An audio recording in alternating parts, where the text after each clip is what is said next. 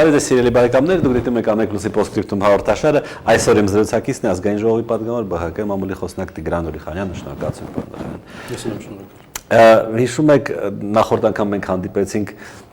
նոր էր սկսել աշխատանքը այս գումարման ազգային ժողովը եւ դուք ասացիք դեռ չեմ կարող իմ տպավորությունները ասել, այ հաջորդ անգամ որ կամ արդեն ինչ որ բան աշխատանք տեղի կունենա նոր կարող եմ։ Հիմա եկել է ժամանակը թե չէ։ Քանի որ այսօր հայ մամուլի օրն է, ես նախ եւ առաջ ուզում եմ ի սրտե շնորհավորել ձեզ, իդեմս ձեզ այս հեռուստաընկերության ամբողջ հանձնակազմին, ղեկավարության եւ առհասարակ բոլոր լրագրողներին, հույսով եմ, որ ի տարբերություն այ նախորդ մեր հանդիպման, հիմա արդեն կարելի է գոնե իմ մամուլի հետ աշխատանքի առումով թե որպես ազգային ժողովի պատգամավոր, թե որպես լրատվության եւ հասարակայնության հետ կապերի պատասխանատու արձանագրել փոխադարձ հարգանքի եւ վստահության փոքրիկ չնչին բացառություններով, որոնք սակայն հաստատում են կանոնը, գոհունակություն առաջացնող արդեն աշխատանքը եւ ես հույսով եմ, որ այո, ասելիքներ արդեն կլինեն, թե մի, թե մյուս կարգավիճակից ելնելով, ինչ վերաբերում է խորհրդարանին. Ինչ, սպասելիքներս անշուշտ փոքր ինչ չեն արդարացվել այն առումով, որ շատ բան կա ուղղելու, շատ բան կա շտկելու, թե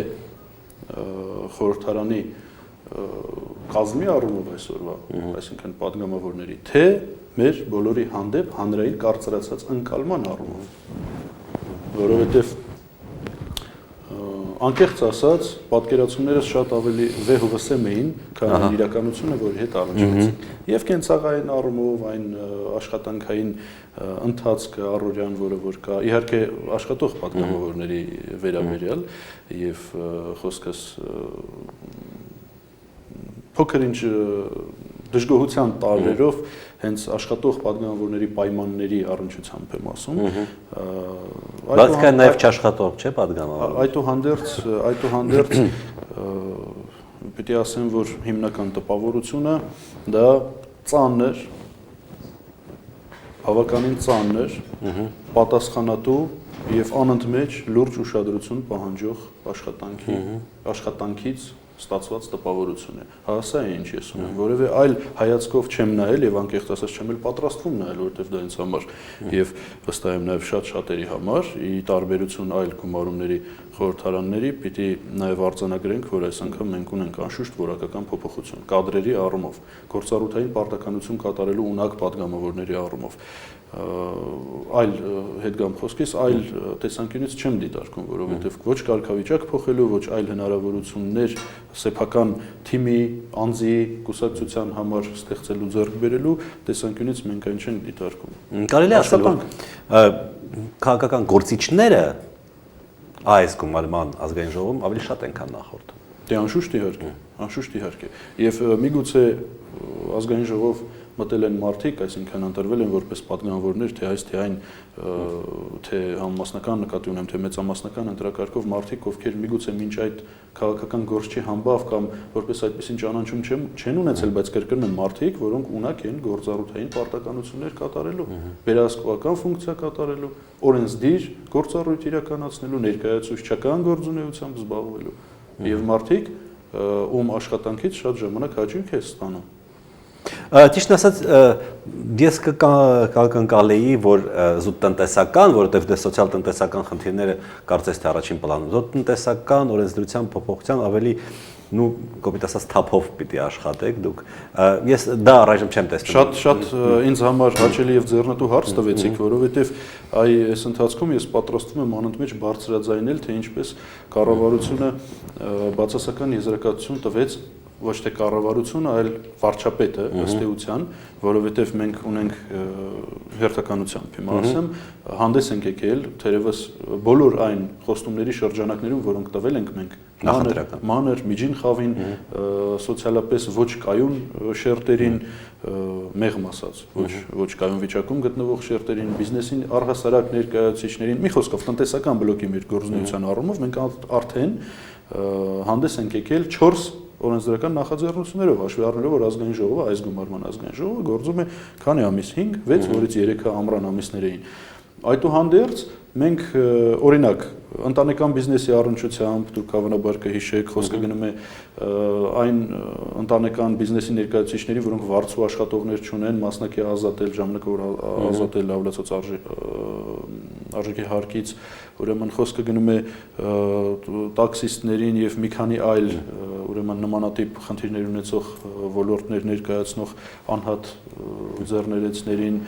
վերաբերում է դրան եւ այլն, հա 4 օրենսդրական նախագիծ են ներկայացել, որոնց մեծ մասին առանձին գերատեսչություններ,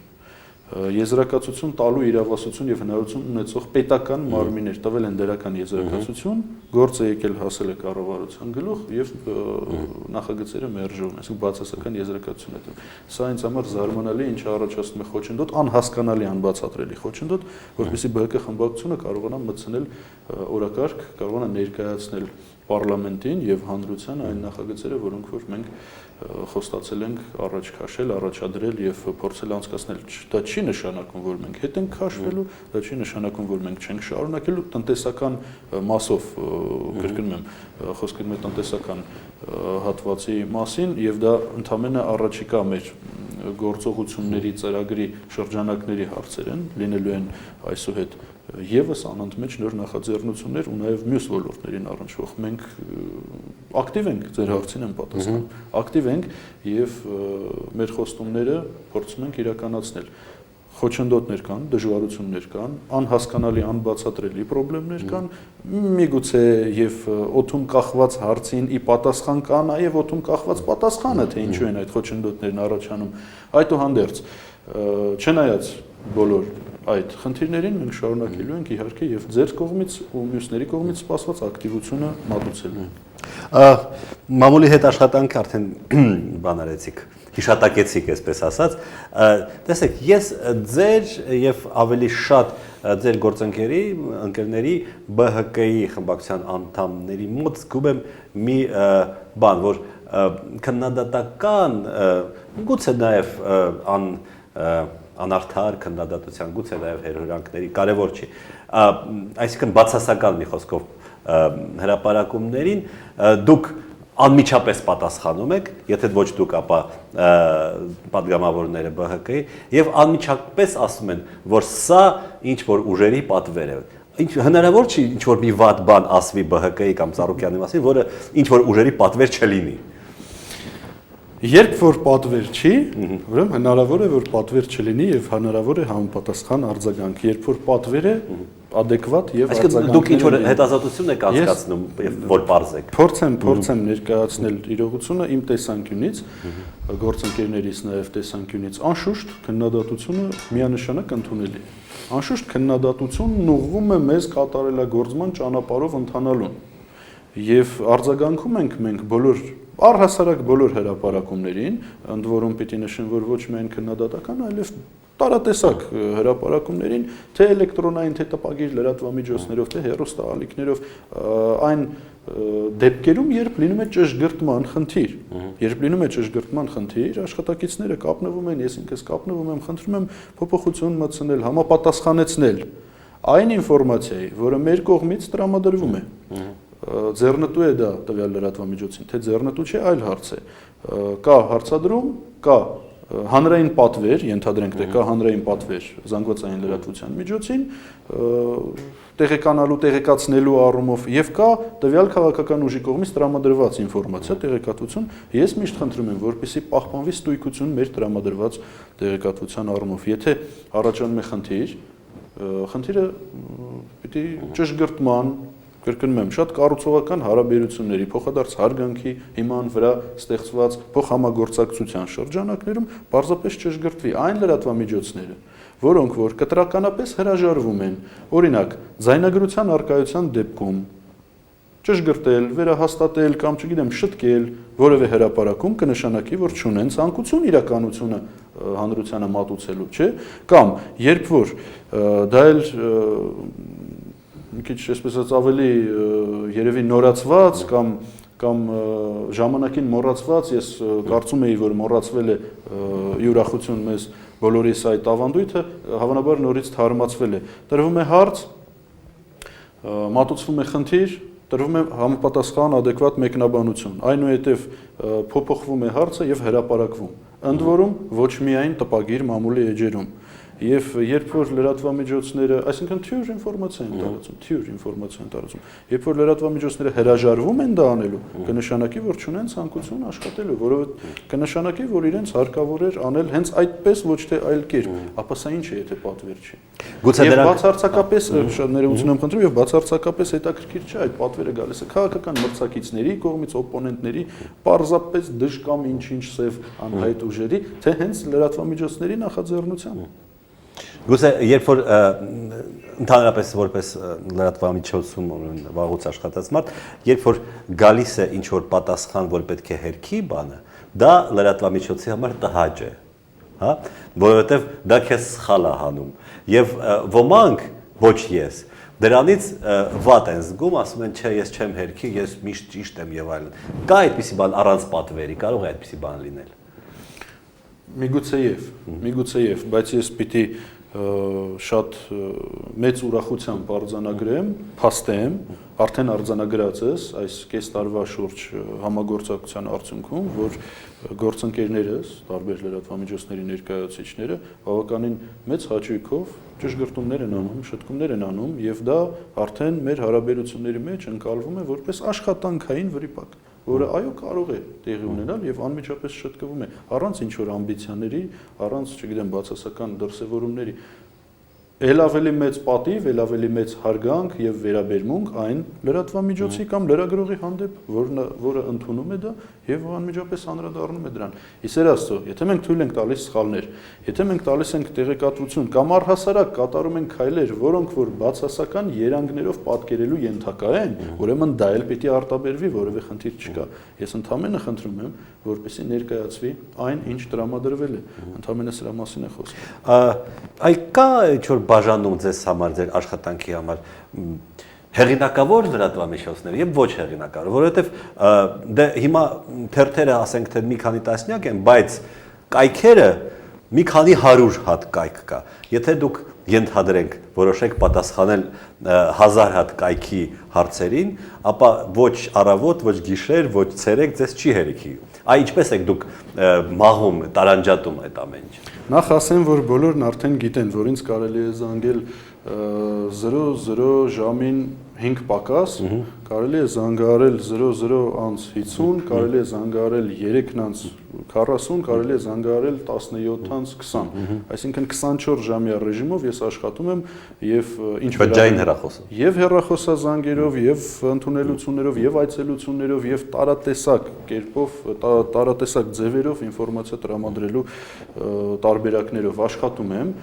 Իհարկե, լինում են դեպքեր եւ ֆիզիկապես անհնարինության պարագայում կարող է չպատասխանեմ հեռախոսազանգի, որովհետեւ ես նաեւ աշխատում եմ որպես ազգային ժողովի падգամավոր եւ ունեմ կներեք այլ զբաղմունքներ, ցավոք սրտի հիմնականում աշխատանքային, որովհետեւ իմ առօրյան ցավոք սրտի լցված է հիմնականում աշխատանքային զբաղմունքներով եւ այդ դեպքերում հարկադրված եմ լինում ֆիզիկապես չեմ կարողանում ուղղակի արձագանքել ու մարդիկ արդեն զարմանում են ասում այս ինչա ձեզ արդեն մի 20 րոպեա զանգում եք դուք չեք պատասխանում չի լինում հեռախոսազանգ որը ես թողում եմ անպատասխան անմիջապես անդրադառնում եմ չի լինում հարցում որը մենք թողնում ենք անպատասխան նույնիսկ եթե դա պահանջում է հետազոտություն երկար աշխատանք օրերի կամ չգիտեմ շաբաթների գործունեություն Իսկ ինչ վերաբերում է հեղինակավոր եւ ոչ հեղինակավոր, այո, կան այդպիսի դասակարգումներ։ Հեղինակավոր են ինձ համար համարվում, անձամբ ինձ համար։ Բոլոր այն լրատվամիջոցները կլինեն դրանք տպագիր թերթեր, կլինեն դրանք էլեկտրոնային կայքեր, ինտերնետային կայքեր, հեռուստաալիքներ, ռադիոկայաններ եւ այլն, թե ցանկացած այլ մի տարբերության հիման վրա։ Նրանք, ովքեր որպես հիմք, որպես ֆունդամենտ այդ հարաբերությունների համար ընդունում են Փոխադարձ հարգանքի վրա հիմնված պարզ մարդկային, կրկնում եմ, հարգալից հարաբերությունները, նաև աշխատանքային փոխըմբռնումը adekvat են եւ ինչ ասեմ, կոռեկտության շրջանակներից երբեք դուրս չեն գալիս, միշտ պատրաստ են կամեցողությամբ եւ բարյացակամությամբ հարաբերվել։ Դրանք ինձ համար հեղինակավոր լրատվամիջոցներ են։ Նրանք ովքեր որ ոչ ինչ-ինչ պատճառներով, անկախ պատվերներից, ինչ-ինչ պատճառներով, դրանք դասվում են երկրորդ պլանի։ Դե Որոշակիորեն նաև փոխաբերականություն կա ասածից մեջ, ես հույսով եմ, որ խնդիրներ չեն կունենա եւ բոլորի հետ էլ աշխատանքը առաջին նշածս առաջին ձևաչափի մեջ կընթանա եւ բոլորն էլ կհամարվեն ու համարվում են հեղինակավոր։ Ինչպես են լրատվամիջոցները, բնականաբար դուք մոնիտորինգ եք անում, արձագանքել Օսկանյանի գործին։ Ես կարող եմ այսպիսի դասակարգում անել։ Ձեր ուրեմն կողմնակիցները միանշանակ ասում են, որ դա քաղաքական հետապնդում է, ձեր հակառակորդները հանրապետականից հիմնականում ասում են, որ իրավական խնդիր է կպարզվի, եւ կա երրորդ բանը, որ ասում են, դա իհարկե ինչ որ սխալ բան կա դրա մեջ, բայց Օսկանյանին կոպիտ ասած հասնում է։ Դուք ինչպես կգնահատեիք ընդհանրապես լրատվամիջոցների եւ հասարակության արձագանքը այդ գործին։ Պարոն Աբրամյան, դուք լրջագույն հետազոտող եք եւ հեղինակավոր լրագրող եք, դուք տվեցիք ձեր եզրակացությունը։ Դուք արդեն մեկնաբանեցիք, թե ինչպես է եղել։ Պարզապես մի ակնարկ, մի դիտարկում ընդամենը մենք չունենք կողմնակից լրատվամիջոցներ։ Կան լրատվամիջոցներ, որոնք ներկայացնող, որոնց ներկայացուցիչները, որոնք ներկայացնող անհատները պարզապես Բարգավաճ Հայաստանի առաջադրած խնդիրներին ավելի լոյալ են վերաբերում եւ հավանաբար դա է առաջացնում տպավորություն, թե կան լրատվամիջոցներ, որոնք մեր կողմնակիցները 7 օր AM ժամ AM դե կողմնակիցները չեն։ Ոյ սեր աստծո, դուք թվարկում եք հենց այն կայքերին, որոնց կազմակերպիչները, խմբագիրները, պատասխանատուները ձեզ հայտնի լուրջ վերլուծաբաններ են եւ անշուշտ գիտեք, որ կոնկրետ այդ մարդիկ մնացածներին կանդրադառնանք հետո, բայց այդ ձեր մատնանշած երկուսը կոնկրետ շատ սեփական համոզմունքների վրա երկար տարիներ հասարակական, քաղաքական եւ առհասարակ լրատվական նաեւ գործունեություն իրականացնող մարդիկ են, կոնկրետ այդ երկու մարդիկ, այդ երկու անհատները եւ նրանց լրատվամիջոցները հաստատ եթե համոզմունք չունենան որևէ բան չեն արտաբերի եւ չեն էլ հրամցնի հանրությանը, դա իմ կարծիքն է։ Եվ ուրեմն այսինքն դուք խնդիր ունեք հասարակությանը համոզելու, որ Օսկանյանը հետապնդվում է քաղաքական պատճառներով։ Միգուցե եւ ունենայինք այդպիսի խնդիր, եթե ամեն ինչ չընթանար այնպես ինչպես ընթացավ։ Եվ կարծում եմ բոլորի համար արդեն ամեն ինչ ակնհայտ է։ Երբ որ մենք խոսում էինք այդ իրողության առնչությամբ որպես արդարության ու անարդարության բախում եւ դրա հետևանքում ժամանակավոր անարդարության որոշակի մասնակի հաղթանակ, որպես ներկայացնում էինք այն, պարզվեց, որ արդեն ժամանակավրեպ է, որովհետեւ հանրությունն ակնհայտորեն ունի սեփական գիտակցումը եւ սեփական համոզմունքը տվյալ իրադարձությունների վերաբերյալ։ Եղել են նաեւ մեկնաբանություններ, որ ձեր խմբակցությունը ինչ որ ակտիվ չէր, չնայած ես դա չեմ զգացել, բայց ինչ որ լավ չէր պաշտպանում Օսկանյանին կամ ակտիվ չէր կամ ինչ որ վերապահումներով էր պաշտպանում, ինչով կբացատրեք այդ մեկնաբանությունը։ Հավանաբար կար ցանկություն այդպես այդ կերպ ընկալելու, շատ ժամանակ լինում է, երբ որոշ դե հիմա որ ասեմ ուղղորդված, հիմա որ ասեմ պատվիրված, հիմա եկեք այսպես ասեմ, նախապատվություններ ունեցող մարդիկ, անհատներ, կազմակերպություններ, քաղաքական օպոնենտներ կամ լրատվամիջոցներ վերցնում են որպես հարթակ հաջորդիվ հարցադրումների համար կամ հետագա վերլուծությունների համար, հետագա ենթադրությունների համար մի համոզմունք, որը իրականությանը չի համապատասխանում, ի սկզբանե ֆունդամենտալ առումով մնացած ամբողջը դառնում է արդեն անհիմն եւ իրականությանը չհամապատասխանող։ Խմբակցության քարտուղարի ելույթը, 8 падգամավորների ելույթները, կուսակցության խոսնակի անընդմեջ հրապարակային գործունեությունը, այդ թվում ֆրակցիայի խմբակցության տեսակետը պաշտոնապես հայտնելիս խորհրդարանական ժամ հաղորդման շրջանակներում։ Բազմաթիվ հրապարակումներ, բազմաթիվ հարցազրույցներ, կուսակցության ղեկավարի առաջնորդի դրա հետ կապված կրկնակի մեկնաբանությունները, հայտարարությունները, գործունեությունը վերջին հաշվով քայլեր են իրականացվում, բայց այդ բոլորը չի համոզում հակառակի մեջ։ Կարծում եմ արդեն այդ թեման էլ հակ կլինի, որովհետև ենթադրում եմ ակնհայտ է ամեն բան։ Վերջին հարցը մի երկու օր առաջ այստեղ էր ձեր գործընկեր Լևոն Զուրաբյանը, ՀԱԿ-ի խմբակցության ղեկավարը, եւ նա ասաց, որ դե մենք միտինգ կանենք այն ժամանակ, երբ որ հստակեցվի, որ Տեր-Պետրոսյանը առաջադրում է կամ չի առաջադրվում, իսկ նույն Պարոնոսկայանն ասաց, որ շատ լավ կլինի, որ ԲՀԿ-ն առաջադրվի իր սեփական տեխնացույով։ Դուք նույնպես, այսինքն արդեն գալիս են առաջադրվելու, չառաջադրվելու բաները եւ մենք լրագրողները ձեզ պետք է ուրեմն ամեն օր դրա մասին հարցնենք, մինչեւ դեկտեմբեր երևի, հա, կամ ավելի քիչ։ Դուք եք այդ կարծիքի, որ ԲՀԿ-ն պետք է հանդես գա սեփական տեխնացիայով։ Ես անշուշտ հասկանում եմ հանրության հետաքրքրվածությունը, շահագրգռվածությունը տեղեկացված լինելու այդ առումով դա բնական է եւ լրատվամիջոցների օր առաջ ժամանակից առաջ դրա մասին իմանալու առումով ինչը իհարկե հենց առաջնային նաեւ պարտականություններից է լրատվամիջոցների իմ կարծիքով, բայց ցավալիորեն պիտի հաշվի առնենք իրականությունը, որի այսօրվա հիմնական բաղկացուցիչ մասը այդ իմաստով որոշակի մարտավարական նկատառումներն են, քաղաքական գործընթացներն են, որոնց պատճառով մենք այս պահին նպատակահարմար չենք գտնում խոսել եւ պաշտոնապես խոսել, առնվազն պաշտոնապես խոսել կուսակցության դիրքորոշման մասին։ Պարոն Օսկանյանն անշուշտ մեր կուսակցության առանցքային դեմքերից է, բայց ոչ միակը։ Եվ նա հայտնել է իր կարծիքը։ Էլի կան մարդիկ, որոնք հայտնել են իրենց կարծիքը։ Ես էլ ունեմ իմը, ես իհարկե չպատրաստ եմ բարձրացնել, պարզապես խնդրում եմ ինձ հասկանալ, ես կաշկանդված եմ իմ աշխատանքային պարտականություններով, որովհետև ցանկացած իմ ասած կարող է շահարկվել որպես, չգիտեմ, ինչ տեսակետ, կուսակցական կամ, չգիտեմ, քննարկման առարկա դառնալ։